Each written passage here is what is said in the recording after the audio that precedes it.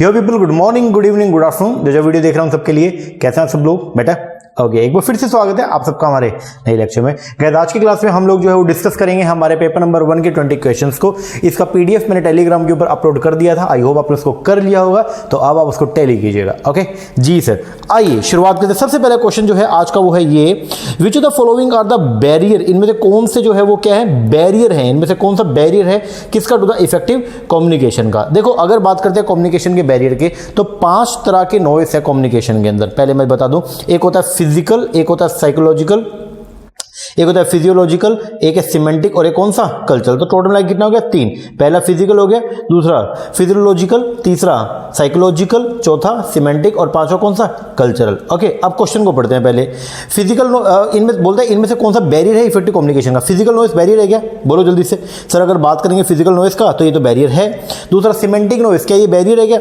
Physical noise का मतलब हो गया जैसे रेनिंग साउंड या फिर बार्किंग डॉग, मतलब आप बात कर रहे हो कुत्ता पीछे भौंक रहा है या बरसात हो रही है, मान लो उसकी आवाज आ रही है, इसको बोलते हैं फिजिकल नॉइस। सिमेंटिक नॉइस का मतलब क्या होता है, disturbance in the transmission of the message due to ambiguity in the words. जब कई बार क्या होता है, हमको भाषा रिलेटेड, सिमेंटिक का मतलब होता है भाषा रिलेटेड, अगर कोई मान लीजिए नॉइस हो गई है, ठीक है। अब भाषा रिलेटेड का मतलब क्या है, जैसे मान लीजिए कोई वर्ड है, आप उसका मीनिंग कुछ और समझ रहे हैं, मैं उसका मीनिंग कुछ और समझ रहा हूं, तो वो जो बैरियर राइज हो गया, क्योंकि आपने जिस वे के अंदर बात बोली है मैं उस वे में नहीं समझ पाया।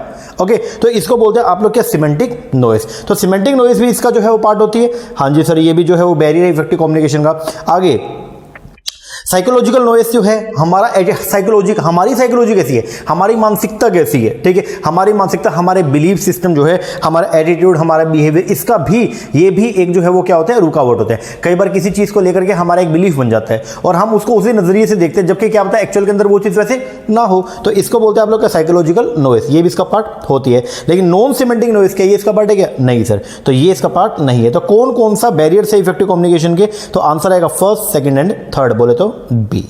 ओके जी सर, चलो जी आगे।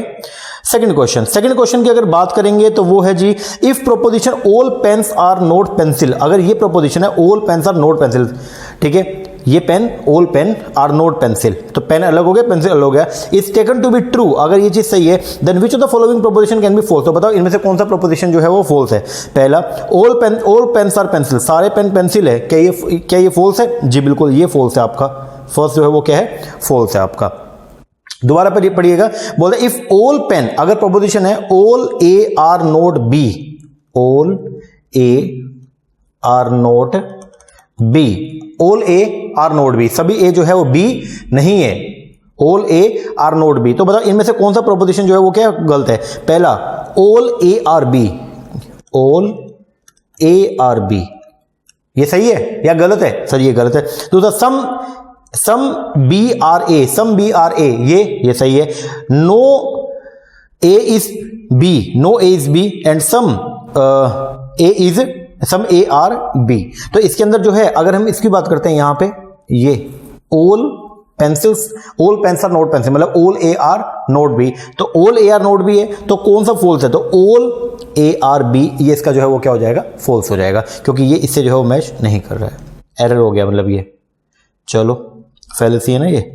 अब आएगा जी ये मैच द फॉलोइंग, यहाँ पे कम्युनिकेशन के एलिमेंट दे रखे हैं और यहाँ पे दे रखा है डिस्क्रिप्शन ऑफ द प्रोसेस, ठीक है। सेंटर जो है वो क्या, सेंटर जो है वो सेंसरी ऑर्गन है, रिसीवर ब्रेन का काम करता है, रिसीवर जो है वो अपने ब्रेन को यूज करके मैसेज को इंटरप्रेट करता है।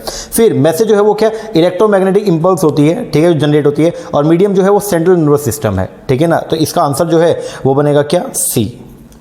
हालांकि मैंने कुछ लिखा भी है इसमें। सेंटर जो है वो क्या करता है, सेंटर यूज करता है सेंसरी ऑर्गन को प्रोसेस करने के लिए, मैसेज भेजने के लिए सेंटर जो है वो सेंसरी ऑर्गन को यूज करता है। मैसेज जो है ये क्या है, it can be a group of symbol, message जो है it can be a group of symbol, जो कि एक मीनिंगफुल है। इट इज सेंसरी इनपुट, ये सेंसरी इनपुट है, carried as electromagnetic impulse by neurons dendrites to the brain. Receiver जो है वो क्या करता है, प्रोसेस करता है मैसेज को in the brain to understand it. Medium जो है वो क्या है, medium is a central nervous system consisted of the brain, medium जो है वो एक सेंट्रल नर्वस सिस्टम है जिसके अंदर ब्रेन भी आएगा, and spinal cord is a medium through which the message is transmitted. तो इसका आंसर जो है वो क्या है, C. Next 5% of the inhabitant of the village having died of malaria, बोलते 5% जो है इनहेबिटेंट जो थे, मतलब एक तरह से निवासी जो थे गांव के, उनमें से 5% जो है वो आपके क्या हो गए, डाइड हो गए, किससे, मलेरिया से। ओके, पैनिक सेट इन, और उसकी वजह से जो है वो क्या हो गया, पैनिक हो गया। ड्यूरिंग दिस, इस दौरान 20% ऑफ द रिमेनिंग, जो बाकी बचे उसका 20% जो है वो विलेज को छोड़कर चले गए। ठीक है, तो पॉपुलेशन इज देन रिड्यूस, और अब जो पॉपुलेशन बची है वो सिर्फ कितनी बची है, 4750। Find the original number of the inhabitant, तो ये बोलते हैं कि बताइए अब ओरिजिनल नंबर जो है उनका कितना था। देखो ये क्या बोलता है, 5% जो है वो क्या हो गए, डाइड हो गए मलेरिया की वजह से। इस जब ये इंफॉर्मेशन आई तो उसकी वजह से 20% लोग जो गांव को छोड़ के चले गए, और जो बचे हुए हैं वो कितने हैं, 4750। तो बताओ ओरिजिनल पहले कितने थे। मान लिया ओरिजिनल थे 100%, तो पीपल जो मरे वो कितने, 5, बाकी कितने बच गए, 95। जो छोड़ के गए वो किसके, रिमेनिंग का 20%, 95 का 20%, बोले तो 19 छोड़कर चले गए। तो अब कितने नहीं रहे, 5% तो मरी गए, 19% छोड़ के चले गए, तो 24% छोड़ के, मतलब 24% अब नहीं रहे, तो बाकी जो बचे वो कितने बचे, 76। तो मतलब ये 4750 कितने परसेंट का वैल्यू है, 76% का। अब 100% का निकाल लो, कैसे निकलेगा, 4750 अपॉन में 76 इंटू में 100, बोले तो 6250। तो आंसर जो आएगा वो क्या आएगा, सी 6250। नेक्स्ट क्वेश्चन बोलता है sum of the deviation taken from which of the descriptive statistical method is always equal to 0। किसके, अगर मान लो आप सम ऑफ द डेविएशन जो निकल के आता है, मतलब x माइनस में x बार जो आप करते हो, sum of deviation x minus में x बार जो आप करोगे, which of the descriptive statistical method is always equal to 0 को, मतलब कहाँ x माइनस x बार अगर करूंगा किसी एक वैल्यू को एज्यूम करके, मतलब ये जो वैल्यू होगी तो किससे जो सम आएगा वो आपका 0 आएगा, तो हम लेते हैं किसको, मीन को। तो फिफ्थ का आंसर जो है वो क्या, ए। ठीक है ना, तो sum of the deviation taken from which of the descriptive statistical method is always equal to 0, तो किससे, मीन से। अगर आप मीन से करते हो तो उसका जो सम आएगा डेविएशन का वो हमेशा क्या आएगा, 0। तो मतलब sigma x minus x bar जो है वो ऑलवेज क्या आएगा, 0 आएगा, ध्यान रखना अगर मीन से करोगे। आगे फिर ये आपको डीआई दे रखा था, सिंपल सा डीआई था इस बार। कंसीडर द फॉलोइंग टेबल, इस टेबल को कंसीडर करें, that show the total number of ticket sold of the 5 movie, 5 movie का यहाँ पे डेटा है PQRST। ठीक है, अक्रॉस 2 सिनेमा, 2 सिनेमा हाउस से, एक सिनेमा हाउस था A, एक था B। In accordance with the table which of the following answer the question that follow. ठीक है, आपको ये बताना था। अब देखो मूवी बता रखी है यहाँ पे, आपको मूवी है PQRST, सिनेमा बता रखा है A और B। ठीक है, A सिनेमा के अंदर जो है वो क्या है, 200 इतनी टिकट सेल हुई है पी मूवी की, क्योंकि ये, तो मैंने इन सबको जोड़ कर लिया, तो टोटल ए सिनेमा के अंदर 1500 टिकट सेल हुई है, बी सिनेमा के अंदर 1650 टिकट जो सेल हुई है। अब बताना है the number of ticket sold of the movie T, इस टी की बात हो रही है, at cinema A is what percent of the number of ticket of movie P sold at cinema A. तो आपको बताना है टी के अंदर जो है वो कितना परसेंट है, किसका, पी का।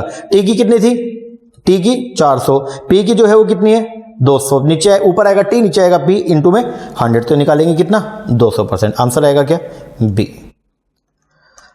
आगे अगला क्वेश्चन बोलता है what is the difference between the total number of ticket sold of all movie together at cinema A and the total number of the ticket sold और all movie together at cinema B. तो दोनों का difference बताना है। ए 1650, B ए में कितना था 1500 और बी के 1650, तो कितना आएगा 150। आंसर आएगा क्या, 150।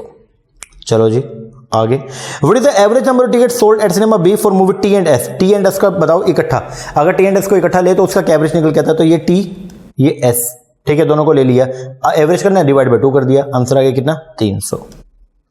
आगे, what is the total number of ticket sold of movie Q and R together at both the cinema A and B together. अगर ए और बी को एक साथ ले तो बताओ टोटल कितना बनता है। तो सिनेमा ए के अंदर मूवी क्यू में 350 थे और आर में 250 थे, और बी के अंदर 400 350, इनको जोड़ेंगे तो 1350 आंसर आ जाएगा।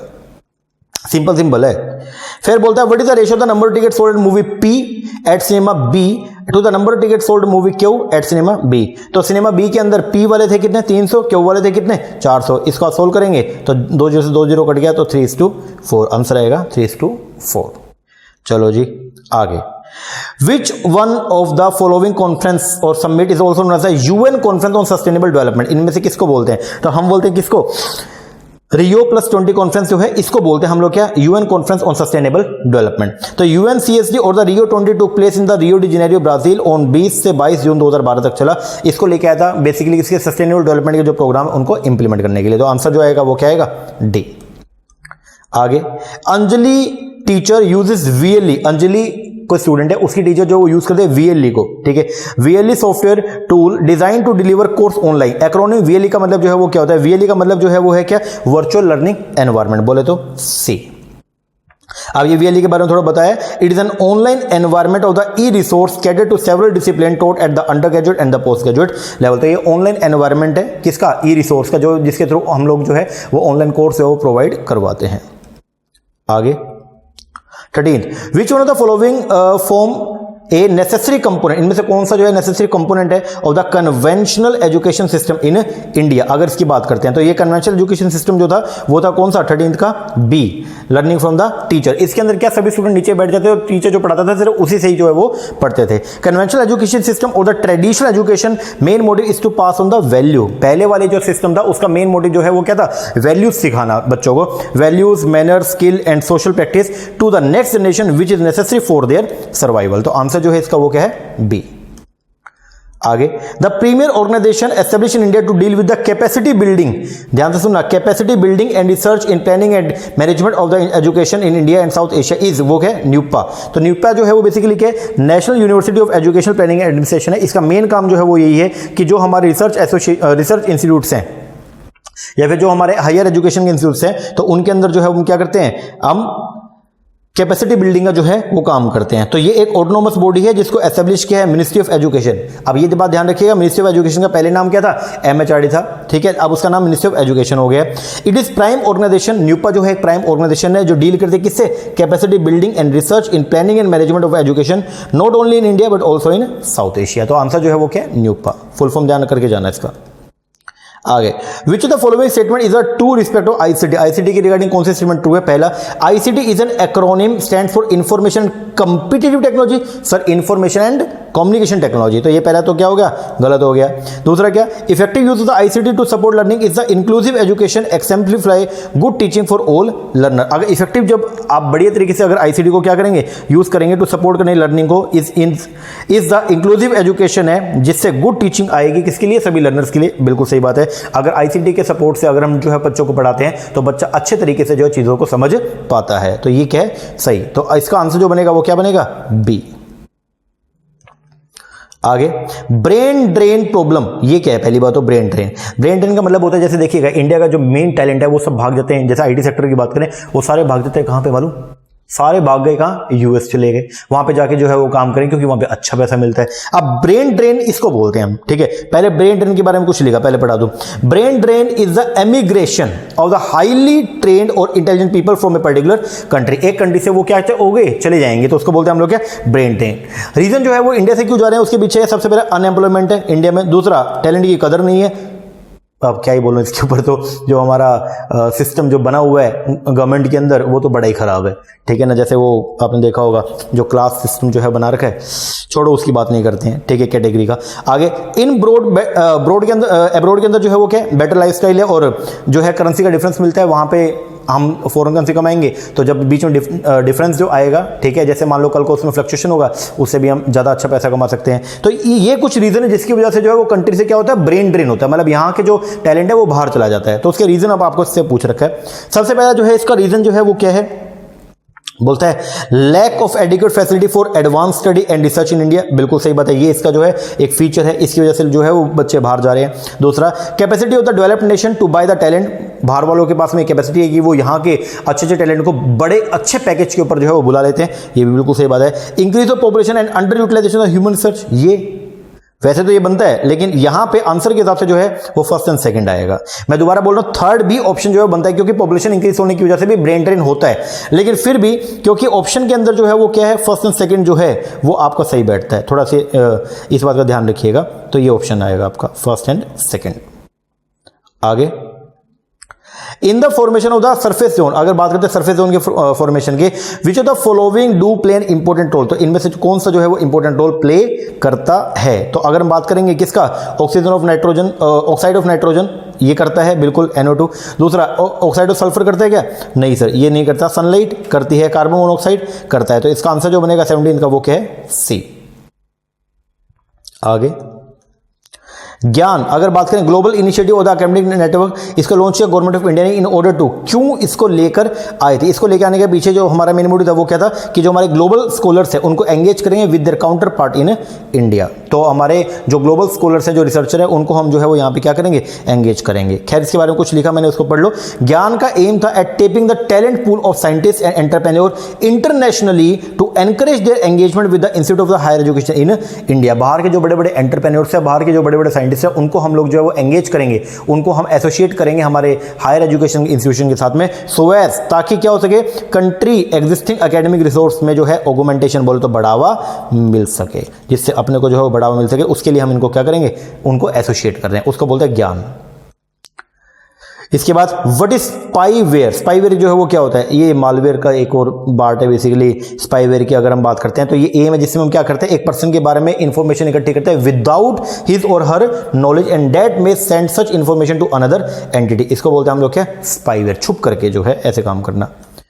इसके बाद which the following belong to the category of the geophysical hazard? कौन सा इसमें जियोफिजिकल हजार्ड्स का जो है वो पार्ट है? तो पहली बात तो हजार्ड्स या डिजास्टर या नेचुरल हजार्ड्स का मतलब क्या होता है? तो मैंने लिखा it is a natural process phenomena occurring in the biosphere that में कॉन्स्टिट्यूट ए डैमेजिंग इवेंट। उसको बोलते हैं आप लोग क्या, नेचुरल हजार्ड्स या फिर क्या, डिजास्टर। अब ये जो है वो तीन तरह के, एक होता है जियोलॉजिकल, एक है आपका हाइड्रो मीटियोरोलॉजिकल और एक है कौन सा, बायोलॉजिकल। तो ये थोड़ा सा क्रैम करके जाइएगा। जियोलॉजिकल के अंदर ये आता है जैसे अर्थक्वेक हो गया, सुनामी हो गया, वोल्केनिक एक्टिविटी हो गया, लैंडस्लाइड, रॉक स्लाइड, अवलांचे, ये सब। हाइड्रोमीटियोलॉजिकल के अंदर आएगा फ्लड हो गया, ट्रॉपिकल साइक्लोन हो गया, ड्रॉट हो गया, वाइल्ड लाइफ फायर हो गया, ये सब। एंड बायोलॉजिकल हजार्ड्स के अंदर आएगा पेस्ट अटैक हो गया, एपिडेमिक हो गया, फ्लड पॉइजनिंग हो गया, वायरल हो गया, ये सब। तो इसका आंसर जो है वो बनता है क्या, अवलांचे जो है वो पार्ट है किसका, वो है ये which of the following the category होता है जियोफिजिकल के अंदर आएगा क्या, अवलांचे। तो आंसर जो बनेगा वो क्या बनेगा, बी। ओके जी सर, लो जी ये हो गया अपने 20 क्वेश्चन। इसको आप जल्दी से करके और कमेंट करके बताइएगा आपके कितने क्वेश्चन ठीक बैठे हैं। ओके जी सर, चलो बाकी मिलते हैं हमारे नेक्स्ट सेक्शन में, तब तक के लिए थैंक यू वेरी मच।